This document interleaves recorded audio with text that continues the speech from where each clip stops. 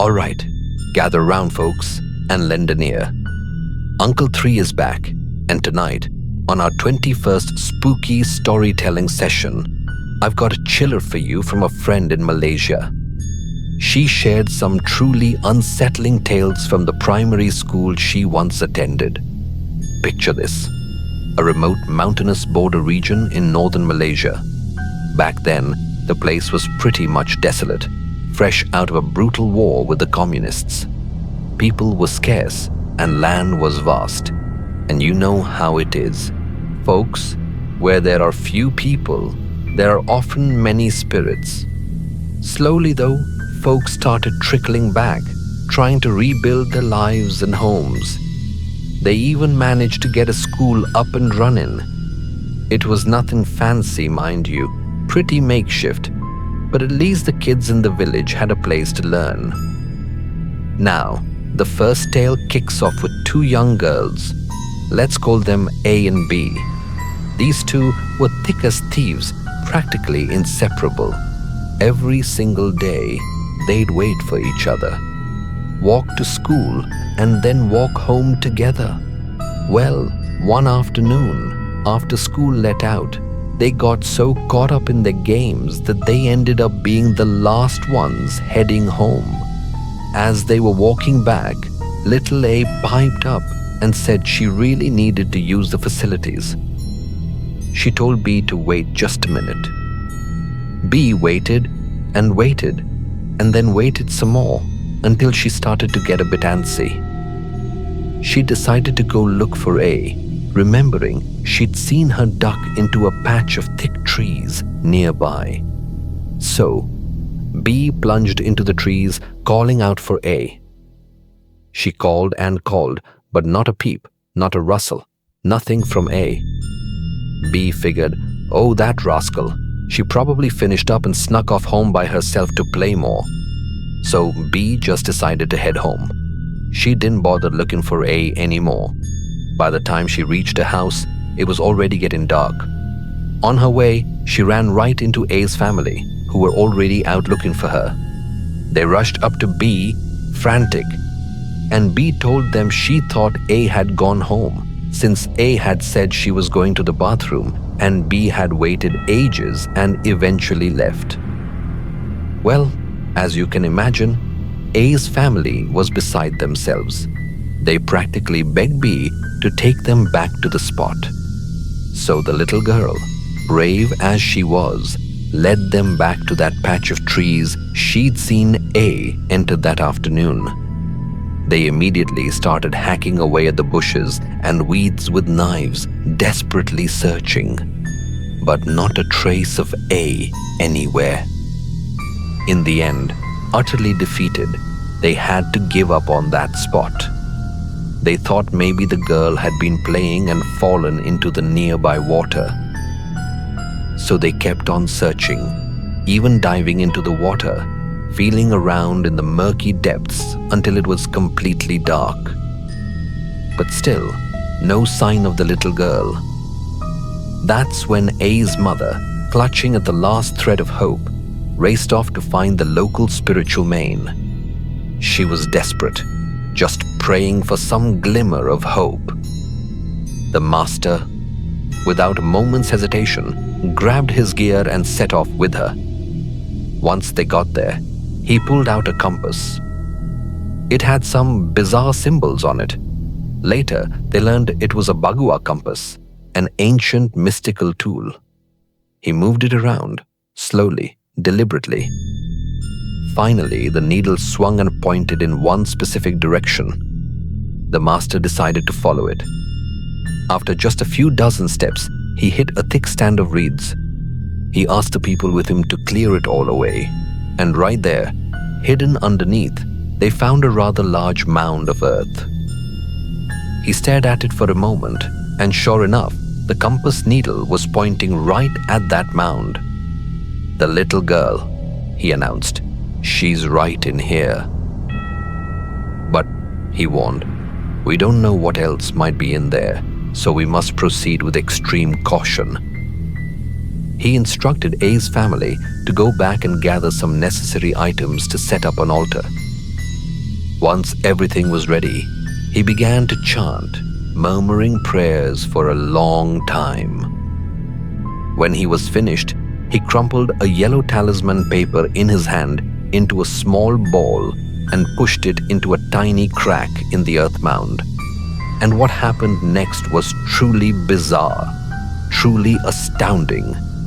The instant that the talisman went in, a clump of earth about the size of a human palm flew out.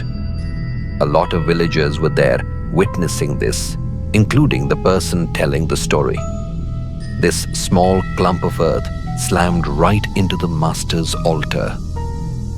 And at that very moment, from inside the mound, two glowing red specks appeared. They hovered in the air like a pair of eyes swirling around the earth mound. It was as if they were sending a clear message. "Don't you dare intrude here!" The master, unflinching, addressed the presence, that evil spirit behind the red eyes. "Why did you take this person?" That's when those eyes, still hovering, let out a deep, guttural, raspy sound. Everyone who heard it shivered to their bones. Some of the more timid folks even fainted dead away. The voice snarled that the little girl had dared to use its earth mound as a toilet. And for that, it vowed she had to be taken at any cost. The master then ordered his two disciples, who'd been with him the whole time, to hurry into the nearby houses and borrow shovels and hoes. He commanded them to destroy that earth mound. "This creature," he declared, "has become a true demon, and an ancient one at that. We can't keep messing with it, or the child will be lost forever." After they finally demolished the mound, sure enough, the little girl was found curled up inside. Those two demonic red eyes still hovered above, but they didn't dare come close. They feared the master's powerful talismans. Once the child was carefully brought out, people noticed something else inside the ruined mound, a human skeleton. The master knew instantly that it was the skeleton of the demon itself, so he quickly made more talismans, threw them onto the skeleton, and then burned it to ashes. As the bones caught fire, a series of agonizing, blood-curdling screams ripped through the air from the direction of those red eyes. And as the skeleton was reduced to nothing but ash, the red eyes vanished completely. Everyone quickly rushed Little A back home. But she wouldn't wake up. She just lay there, sleeping in a daze, day and night. The master scrutinized her. He said that the little girl had lost several of her souls and a piece of her spirit. Even if she had woken up now, she wouldn't have been the normal child she once was. And true enough, after the spiritual master did what he could, the little girl finally opened her eyes. But her face was vacant, her gaze dazed and confused. And what's truly terrifying is that the entire area continued to experience similar disappearances. Children, always little girls, just vanishing. And if a spiritual master managed to save them, they'd return home just as dazed and confused. It was a never-ending cycle. Defeat one red-eyed demon, and another would appear. Eventually, the storyteller's own village became known to outsiders as Husbandless Village. Why? Because the girls who grew up there were all so lost and confused that no one dared to marry them. Still in that same region, but now on the outskirts, a primary school was built. At first, it was just for the local elementary kids. However, as more and more people moved into this mountain area, the school decided to expand and build more classrooms. Now, Uncle 3 wants to paint a picture of this school's background for you. Before it was built, That land was nothing but a desolate wasteland. The war had raged through there many times, and countless people had died.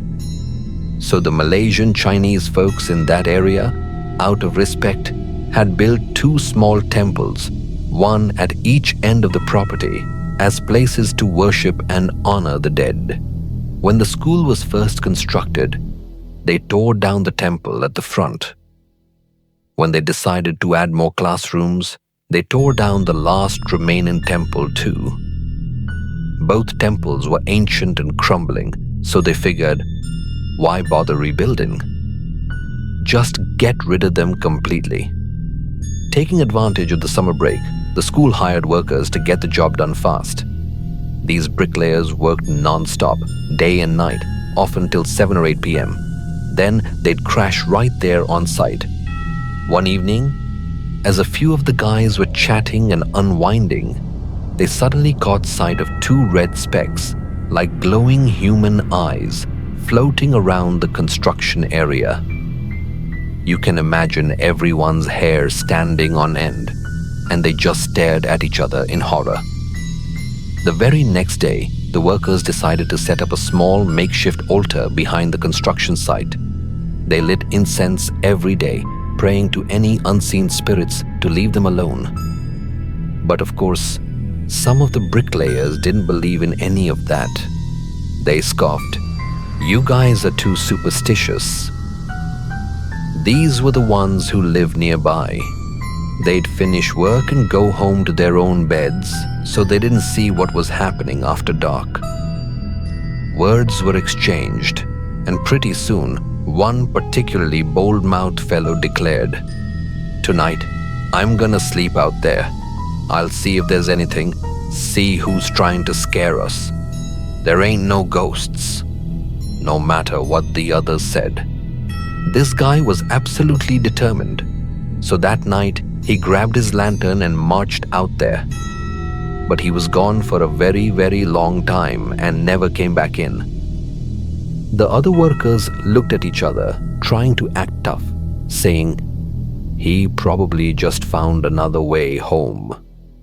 But deep down, who wasn't scared out of their wits? But then, the next morning, they were all completely horrified because the man who had gone out the night before was found dead, stiff as a board. His mouth was wide open, and his eyes were rolled back as if he'd been scared absolutely senseless. Some whispered he'd had a stroke, but others had a strong feeling it was something far more sinister. Regardless, everyone was utterly terrified. Even with all that fear, the bricklayers couldn't just abandon the project. They had to force themselves to stay, reminding each other to avoid going outside at night. And quickly, the classrooms were completed. The spot where the old temple once stood was now transformed into a communal restroom. And this, my friends, is when the true horror really began. One afternoon, after she'd finished her lesson, a teacher named Ms. Li Hua felt a sudden stomachache and hurried to the restroom. As she walked, she heard footsteps outside.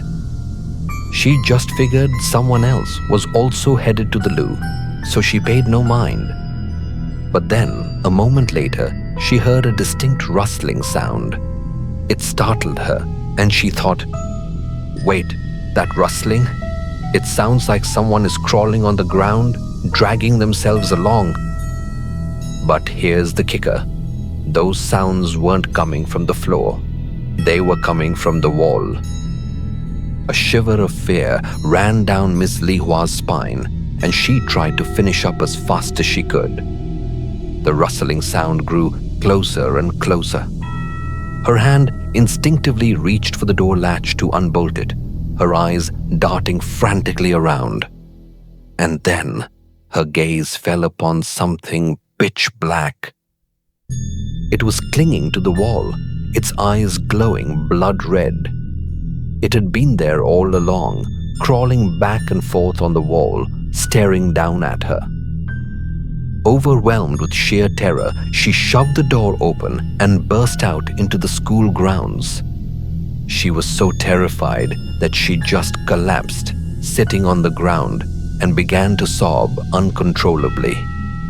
A few other teachers were still around, and they rushed over to ask what was wrong. After hearing her story, everyone was deeply shaken. But they quickly agreed. They had to keep this a secret. They couldn't let the news get out and panic the students, and they certainly did want to get in trouble with the school administration. So the chilling story of Ms. Li Hua's encounter in the restroom was completely hushed up. Not a soul outside that small group knew. Then, one afternoon, a student asked his teacher for permission to go to the restroom. But he was gone for an unusually long time. The teacher, concerned, told the class monitor to check on him in the restroom area. A little while later, piercing screams echoed from the direction of the restroom. Everyone bolted out there. They found both children lying unconscious. They were immediately taken to the infirmary. The strange thing was, they had no injuries whatsoever and were still breathing normally. After some time, both children regained consciousness. The class monitor woke up first. She recounted that when she entered the restroom to look for her friend, she saw her lying half in, half out of a stall. She rushed over to shake her friend awake. At that moment, she heard a high-pitched cackling laugh right in front of her. She looked up, and there it was, a pitch-black figure. Its two eyes were glowing blindingly blood red. It was clinging to the wall like a lizard, but hanging upside down. The shadowy figure just stared at her, bearing a mouthful of teeth and laughing. She distinctly saw two sharp fangs sticking out. At that horrifying sight, she was so utterly terrified that she screamed and then fainted. A little later, the other girl woke up. She told almost the exact same story. The only difference was that while she was in the restroom, she heard someone call out, "Hey," 2 or 3 times. She looked around but saw nothing. It wasn't until she opened the door that she was called back, pulled backward once more. This time, when she turned around, the pitch-black figure was pressed right against her face, and it whispered, "Follow me." Terrified beyond words, she fainted on the spot. The next thing she knew, she was waking up in the infirmary. The teachers tried their best to calm the 2 children. They said it was just tiredness, or perhaps the heat had caused them to hallucinate. They warned them not to tell anyone. But come on, these are kids. How do you keep something like that a secret? You just can't. And very quickly, the news of the hauntings spread throughout the entire school. From that day forward, whenever the children needed to use the restroom, they always went in groups. Even the security guard, on his nightly patrols, would often catch sight of a pair of red eyes. He'd run away in a panic, so scared he wanted to quit. In the end, it seemed none of the guards lasted very long. They were simply too often harassed and frightened by spirits. One morning, the new security guard couldn't be found. People went looking for him and were horrified to discover him lying dead at the makeshift altar, the one the bricklayers had set up. His pants were undone and blood trickled from the corner of his mouth. His body reeked of alcohol. It appeared he'd been drunk, gone out to relieve himself at the altar, and died right there. The school reported it to the authorities, and the official conclusion was that he died of a heart attack. But after that incident, they permanently removed the altar. They no longer kept it anywhere on the school grounds. Then, one day, a parent came to the school, frantically looking for her child. The boy, a first grader, usually walked home by himself. But today, it was late and he hadn't returned. Everyone panicked, spreading out to search everywhere. They combed through all the bushes and ditches around the school, but he was nowhere. The new security guard then led the family to the restroom area for another search. Still nothing. So, they went home and brought back a black dog to sniff the boy's clothes and track him. It was already pitch dark, and people shone their flashlights, straining their eyes, desperately hoping to find some clue. And then, the person leading the dog shouted, "The boy is here!" Everyone rushed over, and sure enough, there he was, sitting in a tiny bush. What was strange was that they'd searched that very bush all afternoon and hadn't found him. But the only thing was, he wasn't breathing anymore. Everyone froze, utterly stunned. The boy's body was withered and shriveled. His face was contorted in such agony, it was heart-wrenching to see.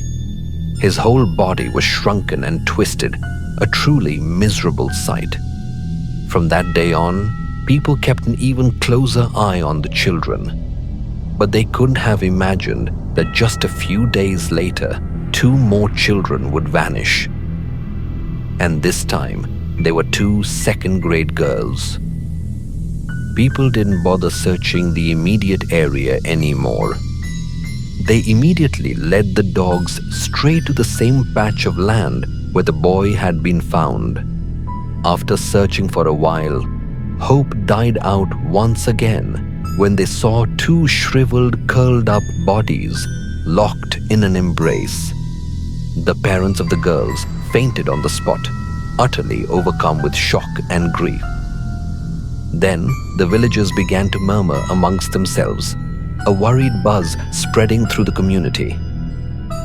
"It must be," they whispered, because when the school was built, they tore down those 2 temples. That's why the spirits are furious and are harassing us, taking our children. So they quickly erected a new temple on the piece of land right next to where the children had been found dead just days before. An incense smoke billowed continuously. They prayed, pleading with the spirits not to take the children anymore. At that moment, there was no wind, nothing to disturb the air. Yet, the offering tray suddenly toppled over. And then, an older woman standing nearby suddenly began to cackle, a chilling, high-pitched laugh. Her voice was not her own.